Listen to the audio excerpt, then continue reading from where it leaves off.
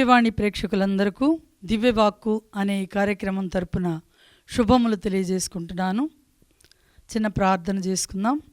ఈరోజు వాక్యాన్ని ధ్యానించే ముందు మనం చిన్న ప్రార్థన చేసుకొని వాక్యంలోకి వెళ్దాం.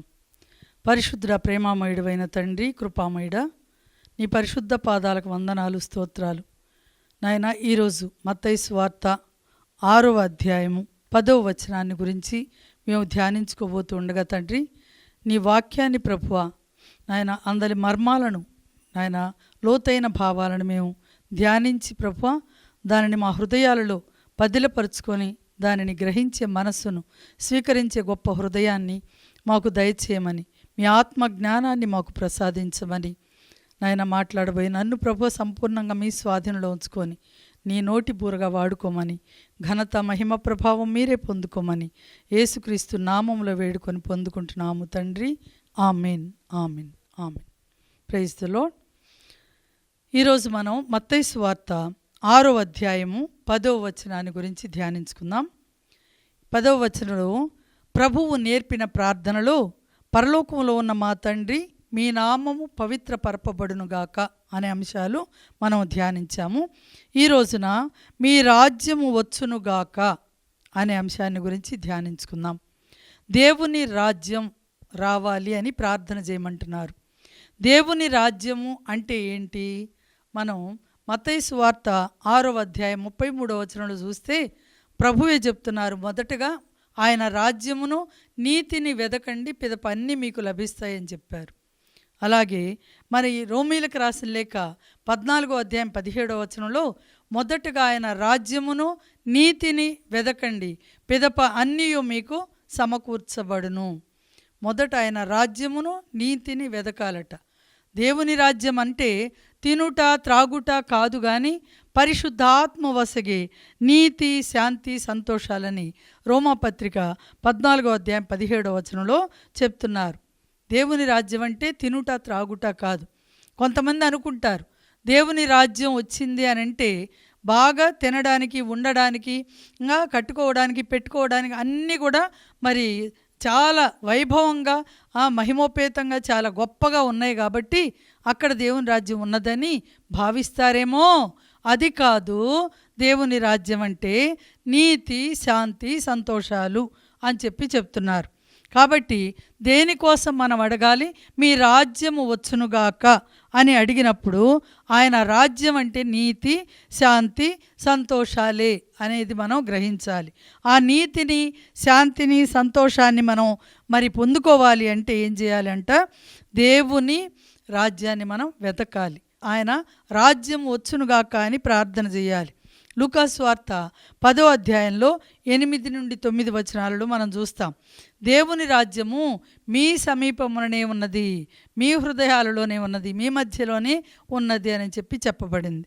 అలాగే లూకా సువార్త 11వ అధ్యాయం 20వ వచనంలో నేను దేవుని ప్రభావం వలన దయ్యములను వెళ్ళగొట్టడం లేదు కదా, దేవుని ప్రభావం వలన దయ్యాల్ని వెళ్ళగొడుతున్నాను, సైతాను ప్రభావంతో కాదు అని ప్రభు అక్కడ చెప్తున్నారు.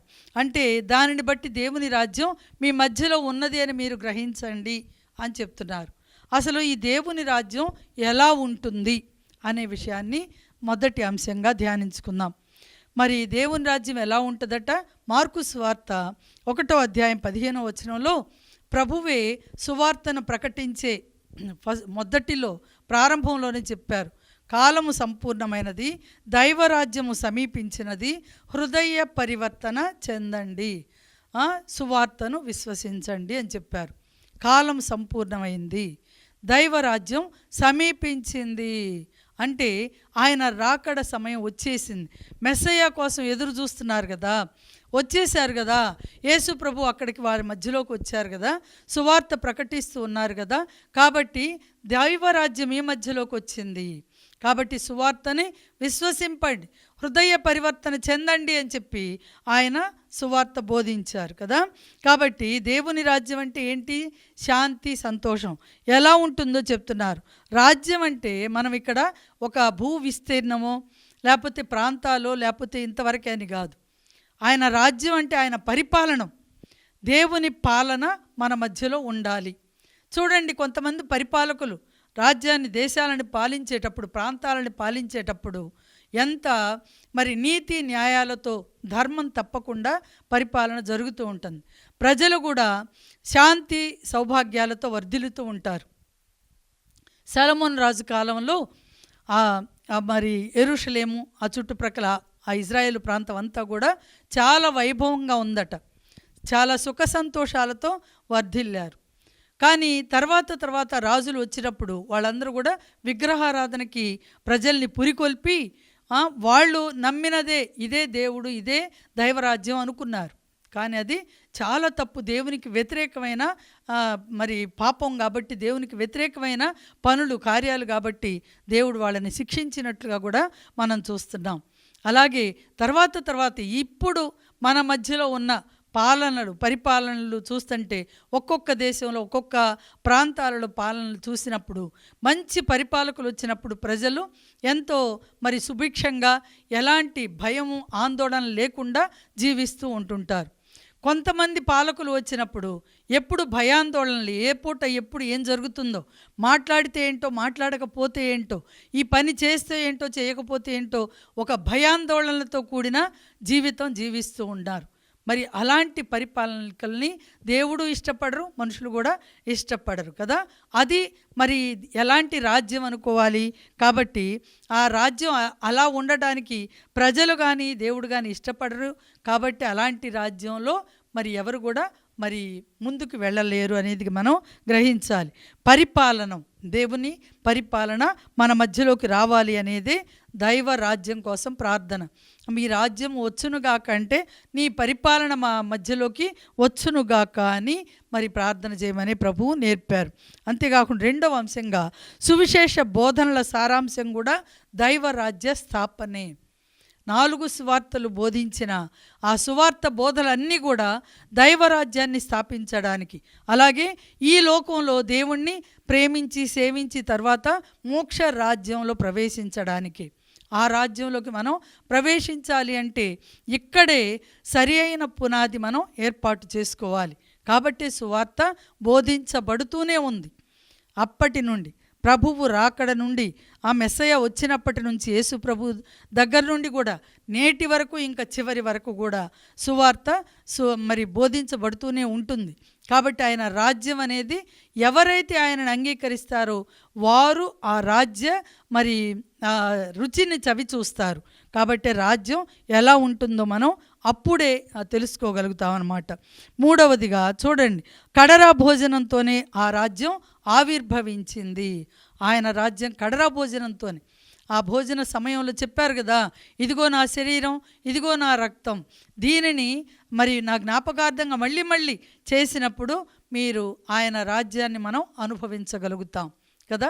ఆయన సన్నిధిని మనం ప్రతి క్షణం కూడా అనుభవించగలుగుతాం. అందుకే చెప్పారు, ఆయన సువిశేష బోధనల ద్వారా, కడరా భోజనం ద్వారా రాజ్యం అప్పుడే ఆవిర్భవించింది. మూడో అంశంగా ఆయన మరణ పునరుత్థానాలతో ఆయన రాజ్యం రానే వచ్చింది. ఆయన మరణం, పునరుత్థానం కదా. ఎందుకంటే మరి యేసు ప్రభు రాక ముందు మరణించిన వాళ్ళకి ఒక గురి, గమ్యం అనేది లేదు కదా, ధ్యేయం అనేది లేదు. కానీ యేసు ప్రభువు మరణించి పునరుత్థానమైన తర్వాత ప్రతి విశ్వాసి ఒక గమ్యం అనేది, ఒక మరి ధ్యేయం అనేది, ఒక లక్ష్యం అనేది ఉంది. ఏంటంటే మరణంతో మన ఈ జీవితం అంతం కాదు. దీని తర్వాత, ఈ మరణించిన తర్వాత ఒక నూతన జీవితం ప్రారంభమవుతుంది. అది నిత్య జీవితం. ఇంకా మరి ఆరిపోనిది, ఆగిపోనిది ఎటర్నల్ లైఫ్ అనేది మరి మన మరణం తర్వాత రాబోయే జీవితం. ఎందుకు అనంటే యేసు ప్రభు మరణించి పునరుత్థానుడై మీరు కూడా నాలో విశ్వాసం ఉంచితే ఇలాగే పునరుత్థానం అవుతారు, మరణంతోనే మీ జీవితం అంతం కాదు అనేది మనకు చూపించారు. కాబట్టి మనం ఆయన మరణ పునరుత్థాన మహిమలో మనం కూడా పాలు పంచుకుంటే ఆయన రాజ్య మహిమని మనం కూడా అనుభవిస్తాం. నేడు దివ్య బలి పూజ కదా, దివ్య సప్రసాదం ద్వారా ఈ రాజ్యం మన మధ్యలో నెలకొని ఉంది. ఆయన రాజ్యం ప్రతిదినం, దినదినము కూడా ఆయన సన్నిధిని, ఆయన రాజ్యాన్ని మనం మరి అనుభవిస్తూనే ఉంటూ ఉంటామన్నమాట. ఆ రుచిని తెలుసుకుంటే కాబట్టి ఆ దివ్య సన్నిధిని, ఆయన రాజ్య ఉనికిని మనం గ్రహించగలిగితే గనక దినదినము కూడా ఆ రాజ్యంలో మనం, ఆయన పరిపాలనలో మనం ఉండగలుగుతాం. తర్వాత 4వదిగా దర్శన గ్రంథం 22వ అధ్యాయం 20లో ఆత్మ వధువు యేసు ప్రభువు రమ్ము అని పలుకుచున్నారు. తిరుసభ ఆశతో దైవరాజ్యం కోసం ఎదురు చూస్తూ ఉంది కదా. ఎందుకు? ఆయన రాకడ కోసం, ప్రభువు రాకడ. ఆయన మేఘారూఢుడై వచ్చినప్పుడు అప్పటికి మరి జీవంతో ఉన్నవాళ్ళు మట్టి శరీరాన్ని వదిలిపెట్టి మహిమ శరీరంతో ఆయనతో పాటు వధువు సంఘంగా మేఘాల మీదకి కొనిపోబడతాం. గొర్రెపిల్ల వివాహ మహోత్సవంలో మరి 7 సంవత్సరాల పాటు అక్కడ మనం వివాహ విందులో పాల్గొంటాము అని చెప్పబడి, కాబట్టి ఆయన రాజ్యం మహిమలో మనం ఇక్కడే ముందు రుచిని మనం తెలుసుకొని ఉంటే, అనుభవిస్తే గనక పరలోక ఆ గొప్ప వివాహ మహోత్సవంలో మనం కూడా ఒక వధువుగా, పెళ్లి కుమార్తెగా ప్రభువు మనల్ని ఆయనతో పాటు తీసుకొని వెళతారు అనేది మరి ఈ తిరుసభ కూడా ఎదురు చూసే ఆయన రాజ్య వైభవాన్ని ఎదురు చూసే ఒక గొప్ప వధువుగా ఉన్నది అని చెప్పవచ్చు.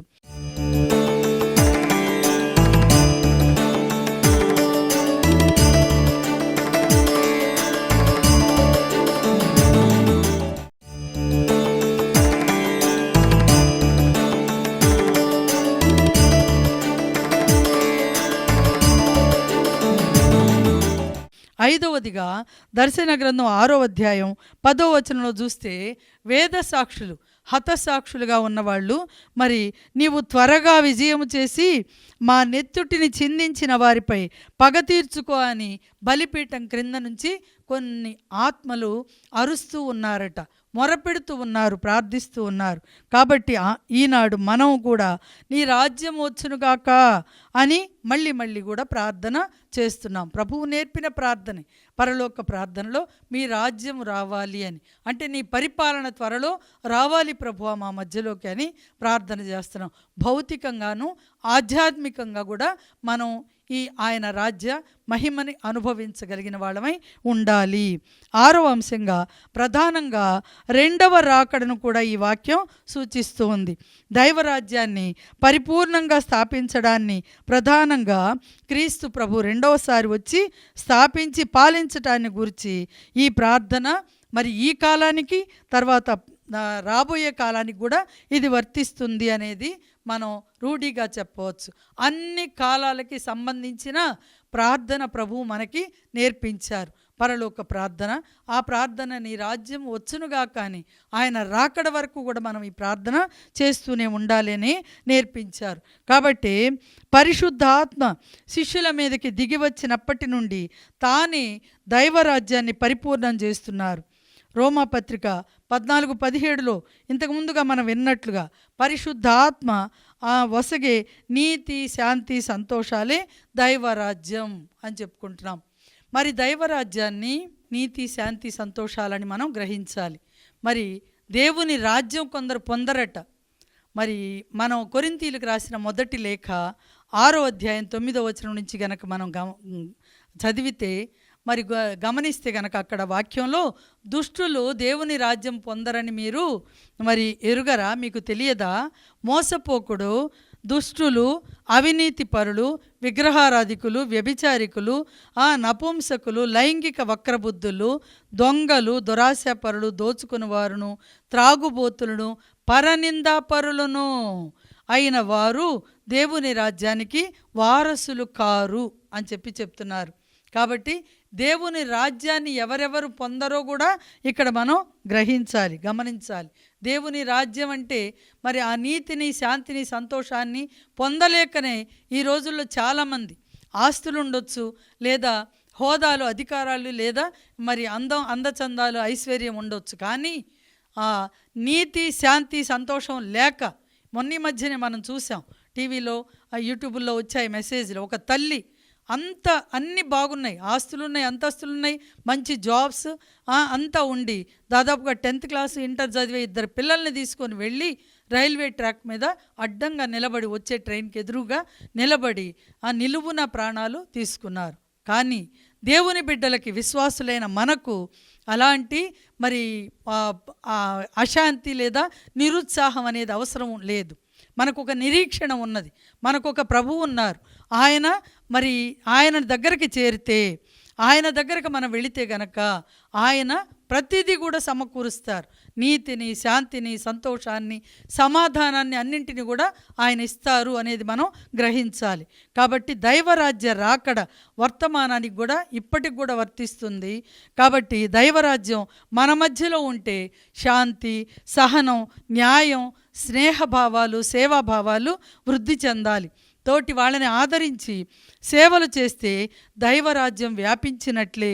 తోటి వారిని పట్టించుకొనక, వారికి అన్యాయం, అక్రమం చేస్తే గనక, అపాయం కలిగిస్తే గనక మరి దైవరాజ్యం ఇంకా నెలకొనలేదు అని మనం భావించాలి. సోదర ప్రేమ లేని చోట దైవరాజ్యం ఉండదు అనేది మనం గ్రహించాలి. రెండవదిగా మరి పరలోక రాజ్యం ఎక్కడుంది? పరలోక రాజ్యం మీ మధ్యలోనే ఉంది, మీలోనే ఉంది అని చెప్పి ప్రభు చెప్పారు. లూకాసు వార్త 10వ అధ్యాయం 8-9 వచనాల్లో చూస్తే మీరు శిష్యులతో ప్రభు చెప్పారు, మీరు ఏ పట్టణంలోనైనా ప్రవేశించినప్పుడు ప్రజలు మిమ్మల్ని ఆహ్వానించి మీ ముందు పెట్టినదేదో మీరు భుజించండి, అచ్చట రోగులను స్వస్థపరచండి, దేవుని రాజ్యం సమీపమున వరకు వచ్చినదని చెప్పుడు అని చెప్పారు. ఒకవేళ వాళ్ళు మిమ్మల్ని స్వీకరిస్తే ఆయన రాజ్యం వాళ్ళు అనుభవిస్తారు. ఒకవేళ వాళ్ళు మిమ్మల్ని ధిక్కరిస్తే, నిరాకరిస్తే అక్కడ మీ కాలి దుమ్మును కూడా అక్కడే దులిపేసి రండి, అయినా కూడా దేవుని రాజ్యం సమీపించిందని చెప్పిరండి అని చెప్పారు. కాబట్టి దైవరాజ్యం సమీపించినది అనేది మనం సువార్త ప్రకటన ద్వారా తెలుసుకుంటున్నాం. సువార్త ఎక్కడెక్కడ ప్రబోధించబడుతుందో అక్కడ దైవరాజ్యం నెలకొని ఉంటుంది. దానిని మనం స్వీకరిస్తే ఆ రాజ్య మహిమను మనం అనుభవిస్తాం, స్వీకరించకపోతే రాజ్యాన్ని మనం అనుభవించలేం. అందుకే ప్రభు చెప్పారు మత్తయి సువార్త 13వ అధ్యాయంలో 44 నుండి వచనాల్లో చూస్తే, ఒక దాచబడిన నిధి లాంటిది పరలోక రాజ్యం ఎక్కడంట? దాచబడిన నిధిలాగా ఉన్నదట. అయితే పొలములో దాచబడిన ధనం వలె ఉన్నది. ఒకడు దానిని కనుగొని అచ్చటనే దాచి ఉంచి సంతోషంతో వెళ్ళి తనకున్నదంతా అమ్మి ఆ పొలమును కొనెను. ఇంకా ఆ దైవరాజ్యం రెండవదిగా ఒక ఆణిముత్యంతో పోల్చారు. అదేంటంట? మత్తయి సువార్త 13:45-46 వచనాలను చూస్తాం. పరలోక రాజ్యం ఆణిముత్యాలను వెదకు వర్తకుని వలె ఉన్నది. ఆ వర్తకుడు విలువైన ముత్యమును కనుగొని తనకున్నదంతా అమ్మివేసి దానిని కొనెను. విలువైన ఆ రాజ్యం కోసం ఎంతోమంది విశ్వాసులు, మరి దేవుని బిడ్డలు ఎంతోమంది తమ విలువైన యవ్వన జీవితాలని త్యాగం చేసి నవ యవ్వన జీవితాలని త్యాగం చేసి గురువులుగా, కన్యాస్త్రీలుగా, డీకన్లుగా, ఉపదేశులుగా, మరి బిషప్స్, ఆర్చ్ బిషప్స్, పోపు మొదలుకొని డీకన్ల వరకు, బ్రదర్ల వరకు చాలామంది తమ మరి యవ్వన జీవితాన్ని త్యాగం చేసి ఆణిముత్యమును కనుక్కొనిన వర్తకుల్లాగా దైవ రాజ్యాన్ని కనుక్కుంటున్నారు. దైవరాజ్యం కోసం తమ జీవితాల్ని ఫణంగా పెడుతున్నారు. ఆటవికుల మధ్యలో, అడవి ప్రాంతంలో వాళ్ళకి అసలు సరైన బట్టలు కట్టుకోవటం, వండుకోవటం, తినటం కూడా తెలియదు. అడవుల్లోనమ్మా అక్కడ సరైన పాఠశాల లేదు, అసలు వాళ్ళకి ఏమీ తెలియటం లేదు అని చెప్తున్నాడు. ఆ ఫాదర్ గారు చెప్తుంటే విన్నాం అనమాట. ఆశ్చర్యం వేసింది. అలాంటి వాళ్ళకి సేవ చేయటం గొప్ప ధన్యత కదా, భాగ్యం కదా అని అంటున్నారు. మరి ఎందుకు తమ విలువైన జీవితాన్ని మరి పరలోక రాజ్య మహిమ కోసం కదా, ఆ రాజ్య విలువేంటో, ఆ నిధి ఏంటో వాళ్ళు కనుక్కోబట్టి కదా వాళ్ళు ఆ సేవ చేయగలుగుతున్నారు. చాలా మంచిగా జాబు కూడా వచ్చి చేస్తూ ఉండి ఆయన దేవుని మహిమను తెలుసుకున్నాడు, రాజ్యపు విలువని తెలుసుకున్నాడు, ఆ పరలోకపు నిధిని కనుక్కొని అది అంతా కూడా తనకున్న ఈ భౌతికమైన ఉద్యోగాలు, ఈ జీవితం ఇది కాదు నా లైఫ్ అని చెప్పి దేవుని సేవ కోసం తనను తాను అంకితం చేసుకొని అనాథలని, మన సొంత బిడ్డలు వదిలివేసిన ఆ తల్లిదండ్రుల్ని, మరి తల్లిదండ్రులు వదిలేసిన బిడ్డలని, ఇంకా మరి అక్రమ సంతానం మరి ఎవరిని కూడా అబార్షన్స్ కానీ అట్లా చేయొద్దు, కావాలంటే నేను పెంచుకుంటాను ఆ బిడ్డలు నాకు ఇవ్వండి అని తీసుకొని వచ్చి తనకి ఏ శారీరక సంబంధం ఏ విధంగా కూడా లేని వాళ్ళని చేరదీసి వాళ్ళ కోసం తన జీవితాన్ని త్యాగం చేసి వాళ్ళకి సేవ చేస్తూ ఉన్నారు. అలాంటి వాళ్ళకి కనీసం మనం ఆ సేవ చేయలేకపోయినా కనీసం మన వంతు సహాయం సహకారం అందించటం మన బాధ్యత.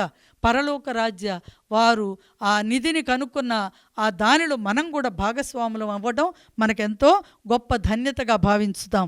కాబట్టి విలువైన జీవితాలను త్యాగం చేసి పరలోక రాజ్యం సంపదను వాళ్ళందరూ కూడా పొందుకుంటున్నారు. అందుకే ప్రభు అన్నారు కదా, మీ సంపదలు ఈ లోకంలో కూడబెట్టుకోవటం కాదు, ఇక్కడైతే దొంగలు దోచుకుంటారు, త్రుప్పు అది తినివేస్తుంది, కానీ మీ సంపదల్ని పరలోకంలో కూడా పెట్టుకోండి, అక్కడ దొంగలు దోచుకోరు, పురుగులు తినేవేవే అని చెప్పారు. కాబట్టి రాజ్యాన్ని మనం పరలోక రాజ్యంలో మనం నిధిని దాచుకోవాలి అనేది. మూడవ అంశంగా పరలోక రాజ్యం మనం ఎలా పొందగలం? మీ రాజ్యం వచ్చునుగాక అని పదే పదే చెప్పినందువలన రాజ్యం రాదు, కానీ ఎలా? మన హృదయపూర్వకంగా ఆయన రాజ్యాన్ని మనం కూడా మన హృదయాలలో ముందు స్థాపించుకొని ఆ రాజ్యాన్ని ఆ మహిమను ఇతరులకి కూడా మనం పంచేవాళ్ళంగా పంచాలి కదా. అందుకే సిలువలో కుడివైపు దొంగ ఏం చేశాడు? అక్కడికక్కడే ఆయన రాజ్య మహిమను తెలుసుకున్నాడు, ఆ రాజ్య విలువను తెలుసుకున్నాడు, తన స్థితిని తెలుసుకున్నాడు, తాను ఏ స్థితిలో ఉన్నాడో తన పాపపు స్థితిని ఒప్పుకున్నాడు. నాకు ఈ శిక్ష తగిందే ప్రభువా, నేను దొంగనే, నా తప్పు పని చేశాను కాబట్టి నన్ను సిలువ వేశారు, కానీ ప్రభువా నువ్వు పవిత్రుడవు కదా, నువ్వు పరిశుద్ధుడవు కదా, కనుకనే ప్రభువా నీ రాజ్యంలోకి నువ్వు వెళ్ళినప్పుడు నన్ను జ్ఞాపకం చేసుకో అని అడిగాడు. వెంటనే దేవుడు ప్రభు చెప్పారు కదా, నేడే నువ్వు నాతో కూడా పరలోకంలో ఉంటావని చెప్పారు. కాబట్టి మన స్థితిని పాపపు స్థితిని ఒప్పుకొని పశ్చాత్తాప పడినప్పుడు మనం కూడా ఆయన రాజ్యంలో మనం కూడా ప్రవేశించగలుగుతాం. మత్తయి సువార్త 5వ అధ్యాయం 20లో చెప్పారు కదా, ధర్మశాస్త్ర బోధకుల కంటే పరిచయుల కంటే కూడా నీతివంతమైన జీవితము జీవిస్తే తప్ప మీరు పరలోక రాజ్యంలో ప్రవేశించలేరు అంటున్నారు. కాబట్టి నీతివంతమైన జీవితం మనం జీవించి ఆయన రాజ్యమును నీతిని వెదకినప్పుడు మనం కూడా పరలోక రాజ్యంలో ప్రవేశిస్తాం. అప్పుడే నీ రాజ్యము వచ్చునుగాక అని చెప్పినప్పుడు ఆయన రాజ్యం మన మధ్యలో నెలకొని ఉంటుంది. ప్రభు ఈ వాక్య సందేశమును మనందరి హృదయాలలో నూరంతలుగా ఫలింపజేయుదురుగాక. ఆమేన్.